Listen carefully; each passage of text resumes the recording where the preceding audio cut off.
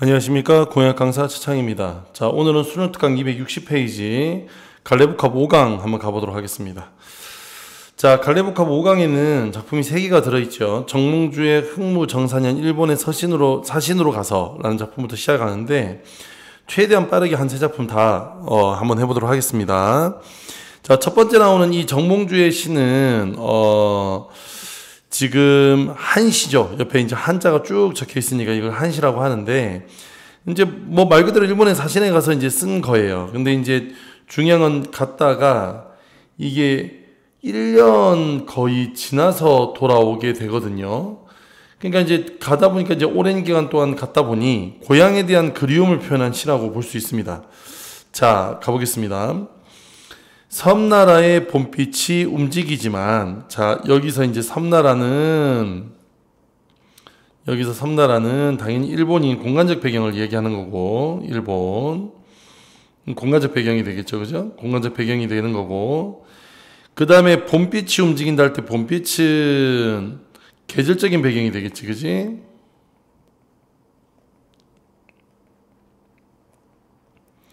이렇게 움직이지만 하늘가의 길소는 못 돌아가네. 자, 여기서 하늘가의 길소는 결국 자기를 이야기하는 거예요. 이랬죠? 화자의 처지. 화자를 이야기하는 거고, 못 돌아간다는 건 지금 화자의 처지를 이야기하는 거다. 자, 여기까지 됐죠? 푸른 천리 따라 푸르러 있고, 자, 여기서 지금 뭐냐면, 자, 일단 첫 번째, 천리라는 거는 거리감이 되겠지, 거리감. 자, 거리감이 되겠고, 푸른 천리 따라 풀어 있다는 것은 결국 다시 한 번 더 계절감 강조해 주는 거예요. 달은 타양 고향에 함께 밝구나. 그러면 여기는 이 달은 화자와 고향을 연결해 주는, 화자와 고향을 연결해 주는 매개체가 되겠습니다. 유세의 황금 죄다 써 없어지고, 자, 여기서 이제 유세라는 것은 임무가 되는 거죠. 자신의 임무. 사신으로서의 임무. 사신으로서의 임무가 되는 거고, 그 임무의 황금은 죄다 써 없어지고, 고향이 그리워서 흰머리가 나네. 그러면 고향이 그리워 흰머리 난다는 것이 결국 고향에 대한 그리움을 강조하는 거죠.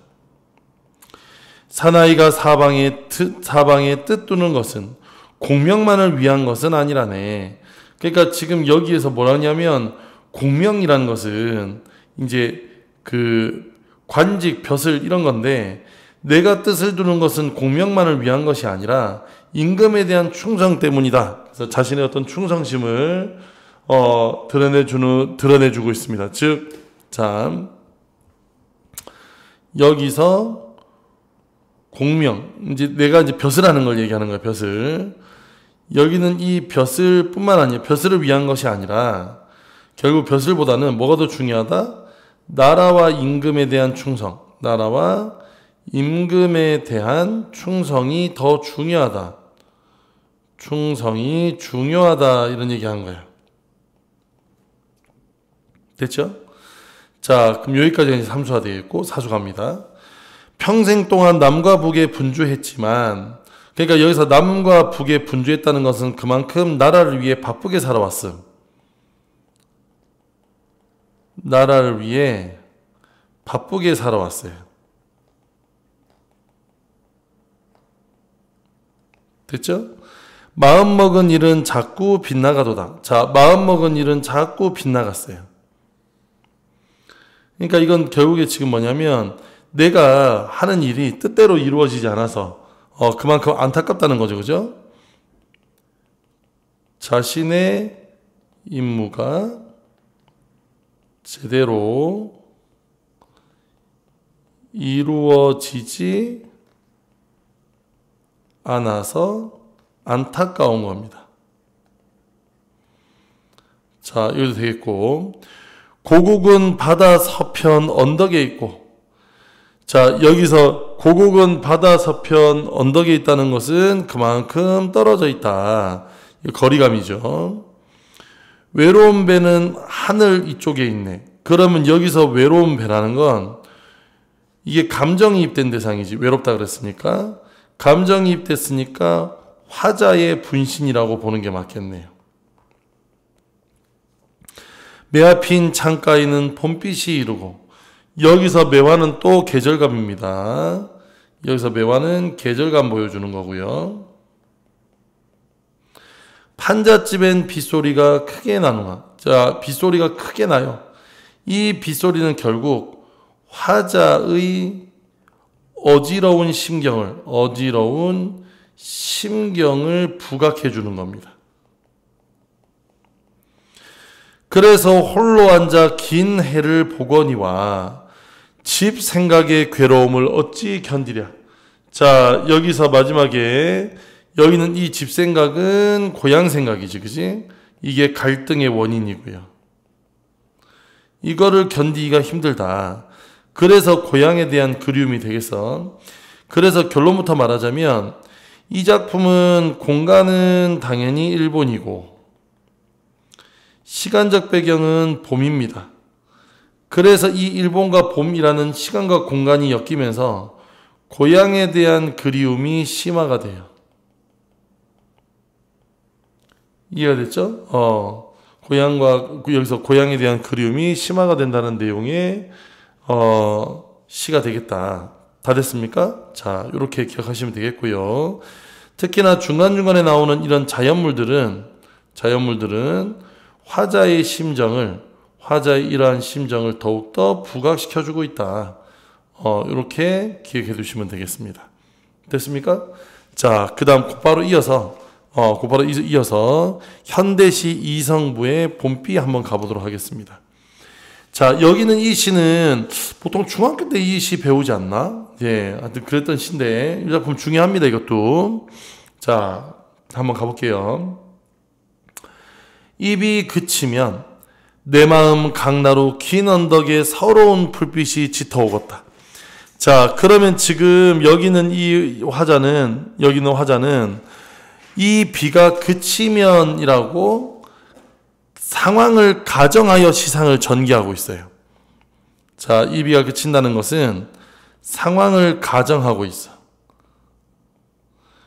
그러면 내 마음 강나루인데 여기서 이 강나루는 실제의 공간이 아닙니다. 알겠죠? 실제의 공간이 아니에요. 내 마음의 강나루가 있으니까 내 마음 속에 있는 거예요. 내 마음 속. 그렇기 때문에 지금 여기서는 뭐 했냐면 자신의 마음을 나타낸 공간이니까 관념적 공간이라 그래야 돼. 실제 공간이 아니라 관념적 공간이야. 내 마음이야. 그러면 내 마음 속에 서러운 불빛이 짙어오겠다 했단 말이지. 그러면 여기에 서러운 불빛을 서럽다 그랬으니까 감정이입이고, 여기는 이 감정이입을 통해서 화자의 정서가 드러납니다. 화자의 정서는 지금 서러운 상태입니다. 이해가 됐죠? 서러운 상태. 자, 그 다음 갈게요. 푸르른 보리밭길 맑은 하늘에 종달새만 무어라고 짓거리겠다. 자, 여기서 푸르른 보리밭길 됐죠? 그 다음에 종달새. 자, 그 다음에 여기에 고운 꽃밭 속에 처녀애들이 요렇게 있어. 그래서 여기 나오는 이 푸른 보리밭길이나 여기는 이 종달새나 아니면 고운 꽃밭이나 아니면 여기는 이 처녀애들은 화자의 서러운 심정과는 대비가 되는 뭐가 되냐면 생명력. 여기서 생명력이 넘치는 친구들이란 말이지. 이해가 됐죠? 그러면 이 생명력이 넘치는 것은 자연스럽게 화자의 애상적인 정서, 화자의 애상적인 정서와 대비가 됩니다. 이해됐죠? 대비가 돼요. 자, 그래서 이 시세원은 시샘하듯이고, 여기서 번거러진다는 것은 여기서 번거러지는 건 피어나다 정도로 해석하면 돼. 그래서 새로이 서고 이마패에 타오르는 향연과 같이, 자 이제 여기서 이제 향연이 중요합니다. 왜 향연이 중요하냐면 향연은 향의 연기예요. 즉 이게 뭘 의미하냐면 임의 죽음을 암시하는 거고, 여기는 이 임의 죽음이 자연스럽게 화자가 지금 여기서 애상감을 느끼는 원인이 되겠지, 그지? 애상감의 원인이 되는 거예요. 그래서 마지막에 땅에선 또 아지랑이 타오르겠다. 여기는 이 아지랑이 마찬가지입니다. 똑같이 뭐가 되냐면 이 아지랑이는 생명력을 가지고 있는 존재고 자연스럽게 또 애상감과 대비가 되는 거예요. 자, 다 됐습니까? 자, 이렇게 정리하면 될 것 같아. 자, 그래서 지금 여기는 이 시는 구조가 어떻게 되냐면 1년과 4년 그리고 2년과 3년이 서로 대비되는 구조를 가져요. 이곳에서는 화자의 애상적인 정서가 드러나는 거고, 여기는 2년, 3년은 어떤 봄의 생명력이나 생동감이 드러난단 말이지. 요렇게 대비를 시켜 놓았어. 이해가 됐죠? 그래서 여기에 애상적인 정서는 결국 향연이란 말을 통해서 임의 죽음, 이것과 관련이 있다. 요렇게 대비가 되겠네. 자, 그런 내용이 시가 되고, 또 하나 더. 뭐뭐와 걷다라는 표현이 지금 이렇게 반복되고 있어요. 이거 이제 종결어미를 반복한 건데, 자, 요거 이제 종결어미 반복이야. 이렇게 종결어미를 반복하는 것을 뭐라고 하냐면 가군이라고 불러요. 가군. 좀 어려운 말로. 그래서 지금 여기서 이런 가군을 통해서 약간 담담한, 지금 여기는 이 뭐막았다는 것은 담담한 말투를 반복하고 있지, 그지? 담담한 말투를 반복하고 있습니다. 자, 요렇게도 정리해 둘 수 있겠습니다.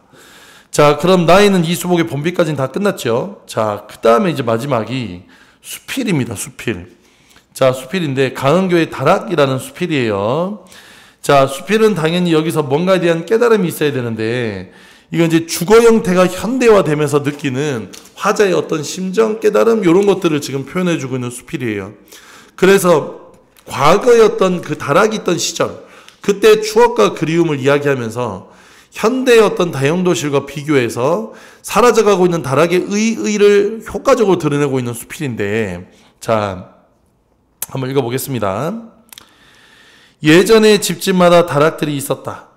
하긴 지금도 한옥이라든가 하는 집들엔 다락이 있겠지만 양옥 혹은 아파트가 주거 생활의 많은 부분을 차지하고, 자, 여기서 양옥 혹은 아파트가 주거 생활의 많은 부분을 차지했다는 것은 결국 시대가 바뀌었다는 얘기지, 그지? 주거 형태가 변했다.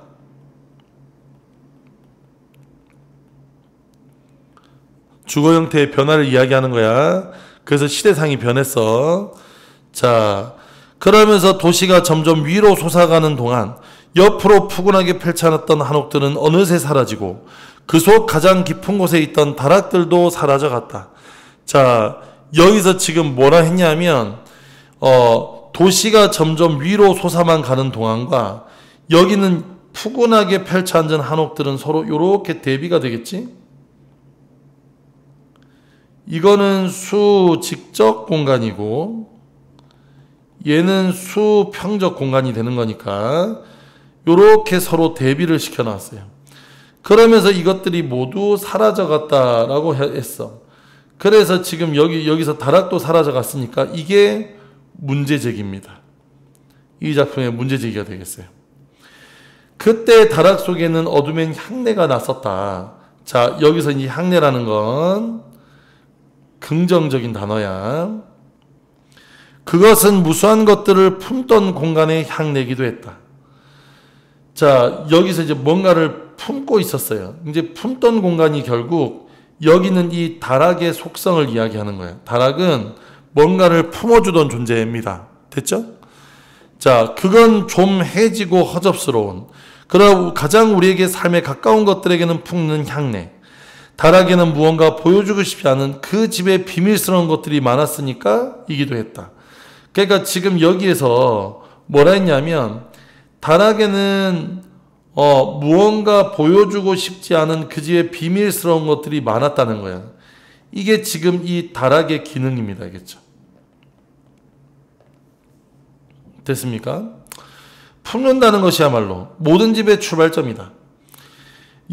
거기서부터 사람들은 자기들이 어느 곳에선가 보호받고 있음을 느낀다. 그 보호소에서 어둡고 천장이 낮은 그리고 가장 깊숙한 곳에 자리 잡았던 다락. 그 안온함은 마치 생명이 품고 있는 자궁과도 같았다고 하는지. 자, 지금 여기서 뭐라 그랬냐면 매우 안온한 곳이었다. 그러니까 긍정적인 곳이었다는 얘기를 하면서, 자, 안온함은 마치 생명을 품고 있던 자궁과 같다라고 이야기를 했어. 그래서 이것이 일단은 지금 자궁에다 비유했으니까 같다고 했으니까 이건 직유법이죠. 그죠? 여기는 이 직유법을 통해서 여기는 이 다락의 긍정적 측면을 부각하고 있어요. 그뿐만 아니라 사람들에겐 간혹 자기의 삶을 숨기고 홀로 충만한 느낌을 싶어하는 구석이라는 공간이 필요한 법인데 다락은 이런 역할을 주로 해왔다는 겁니다. 자, 다 됐죠?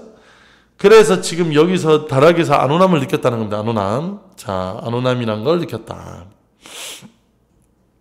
자, 그 다음. 하긴 다락의 내음을 향기라고 표현하는 것에 반발하는 사람도 있으리라. 자, 지금 여기서 다락의 내음을 향기라고 표현하는 것에 반발하는 사람입니다. 이 사람들은 지금 나의 어떤 생각과는 반대가 되는, 결국 다락의 의미와 가치를 잘 모르는 사람들이겠지. 나와는 다른 사람. 거기선 오랫동안 방치된 어둠 속으로부터 혹은 낡고 곰팡이 낀 것들로부터 풍기는 음습한 습기 같은 것이 다락에 들어가는 이의 살을 건드려 움츠리게 한다고 말이다. 그러니까 오히려 여기서 음습한 습기 이런 걸 있다는 거예요. 어둠. 그러니까 여기 음습한 습기는 여기서 부정적인, 지금 얘는 지금 아까 전에 우리 향기가 긍정적인 어떤 거라면 얘는 부정적으로 보여지는 거예요. 그래서 앞에 놨던 여기는 이 향기 있죠, 향기. 여기는 이 향기와는 서로 뭐가 되냐면 요렇게 대조가 됩니다. 됐죠? 대조가 돼요. 그래서 살을 건드려 움츠리게 한다고 말이다. 그러나 다락의 그 음습함을 음습함으로는 돌릴 수는 없다. 거기에 곰삭은 것들에게서는 풍기는 향내, 어떤 이는 악취로밖에 생각되는 것들이, 어떤 이는 기가 막힌 아무데도 맡을 수 없는 향내로 인식하는 어떤 젓갈의 냄새와도 같은 향기를 풍긴다. 그러니까 결국에 다른 사람들은 여기는 이 악취로밖에 생각되지 않는 것들이 어떤 사람은 그것이 젓갈의 냄새처럼 느껴진다는 거야. 이해됐죠? 젓갈의 냄새. 그래서 자, 젓갈의 냄새처럼 느껴지게 한다는 거야. 서로 이렇게 대비시키면서 여기는 이게 예상되는 반론에 대한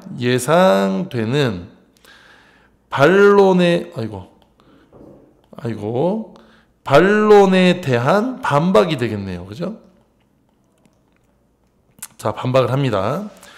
어린 시절 우리 집엔 안방에 붙어 있었다. 자, 여기서부터 과거 회상. 사다리처럼 높은 곳에 달린 문을 열고 기어 올라가야 하는 다락. 나는 거기서 많은 것들을 찾아내곤 하였다. 온갖 귀한 것들이 거기 있었다. 아버지가 돌아가신 다음에 다락을 정리하던 끝에 아버지의 새 모자가 거기서 나오기도 했다. 반짝반짝 윤이 나는 처음 보는 회색 중절모였다. 지금 여기서 뭐 했냐면 찾아냈던 여러 가지 물건 중에서 일단 아버지의 새 모자가 하나 있어. 첫 번째. 그 다음에 그러니까 이건 지금 아버지에 대한 그리움이지, 그지? 아버지에 대한 그리움을 만들어내고 있어요.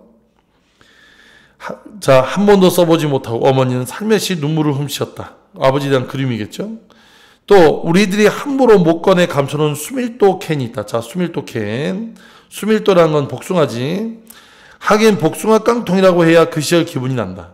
그때 복숭아 깡통이 준 거부의 경험 때문에 결혼하자마자 내 돈으로 맨 처음 실컷 사 먹은 것이 그거였다. 그러니까 여기서 거부의 경험이란 건 엄마가 못 먹겠다는 거, 이걸. 이해됐죠? 그러니까 여기서 이제 거부의 경험이란 것은 함부로 먹지 못했어. 그래서 미친 듯이 먹었어요. 미친 듯이. 그러니까 지금 여기는 이 수밀도 개는 결국 어떤 금지된 욕망에 대한 거야. 뭐 갈망 이런 거니까. 자, 그런가 하면 아주 낡은 사진첩도 있었다. 자, 아주 낡은 사진첩. 요게 세 번째가 되겠죠. 그죠? 요거는 아버지와 어머니의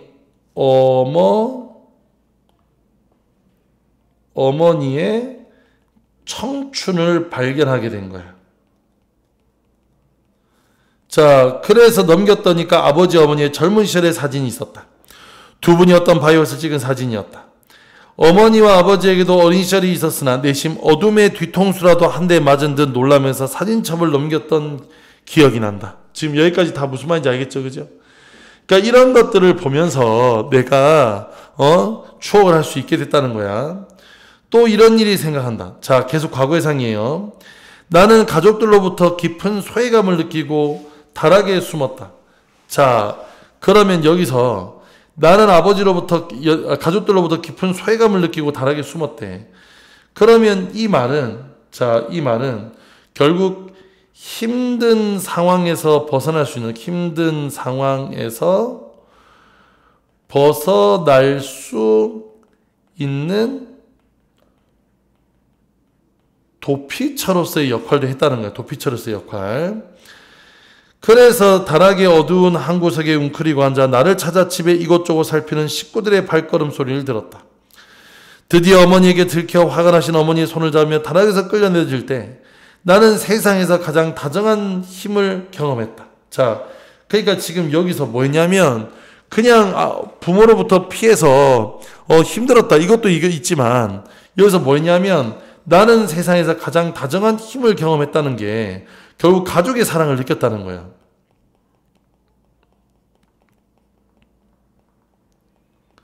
느끼기도 했대.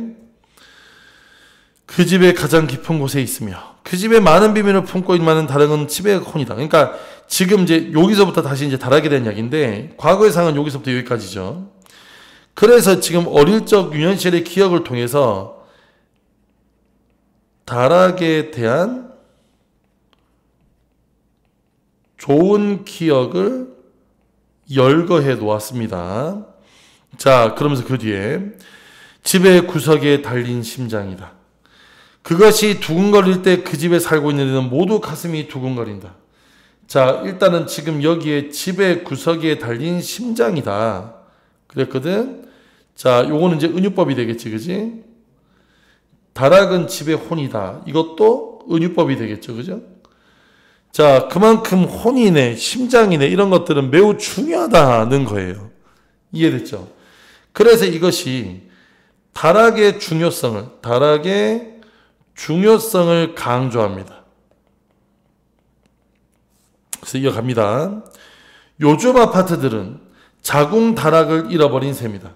그러니까 지금 이게 결국에 현대적 주거공간, 현대적 공간의 아쉬움이야.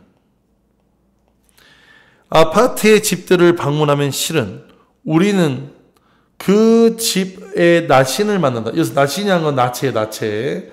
즉 어떤 것도 나신을 만난다는 건 뭐냐면 어떤 것도 숨겨져 있지 않는 게 다 드러나 있다 이거예요. 됐죠? 숨길 수 없어. 없어진 문패라는 것으로부터 시작해 문을 열고 들어서면 바로 그 집 사람들이 사는 벌거벗은 공간과 한 채 가림도 없이 맞닥뜨리는 것이다. 옛날 마당을 지나 대도를 밟고 올라서 했던 그런 휴지기가 없이, 여기서 휴지기는 잠깐 쉬었다 가는 걸 이야기하는 겁니다. 잠깐 쉬었다 가는 거. 그런 휴지기가 없이 곧바로 그의 집 내부와 부딪히는 것이다. 하긴 아파트에, 자 여기서 아파트에도 다락과 같은 역할을 하는 다용도실이 있기는 하지만, 그럼 이거는 지금 뭐냐면 봐라, 요거는 잡동사니를 보관해 준다는 입장에서는 기능은 유사하다고 할 수 있어요. 그런데 구석이라는 것이 없이 온몸을 일시에 노출하기만 한 다용도실과는 다락을 어떻게 비견하랴. 그러니까 뭐냐면 의미가 서로 다르다는 거야. 뭔가를 숨기고 품고 해야 되는데 그렇지 못하다고. 이제 한 해도 저물어 간다. 우리의 이 생명이란 다락 앞에서, 생명의 자웅인 다락 앞에서 잠시 합장하고 뒤를 돌아봐야 하는 시점이다. 자, 이렇게 마지막에 합장하고 뒤를 돌아봐야 한다는 것은 결국 현재의 삶을, 현재의 삶의 양식을 반성해야 함, 이런 거예요. 자, 이렇게 정리가 되겠죠, 그죠? 그래서 여기서는 현대와 과거의 주거 지역을 서로 대조해서 다락의 중요한 기능들을 쭉 열거해서 설명해 주고 있다. 뭐 이런 내용이 되겠습니다. 굳이 따로 정리하지 않겠습니다. 자, 됐죠? 자, 그러면 여기까지 해서 여기 갈래복화 5강을 마치겠고요. 저는 또 다음 시간에 다음 작품 또 찾아뵙도록 하겠습니다. 그때까지 열심히 공부하시고 다음 시간에 또 뵐게요. 안녕.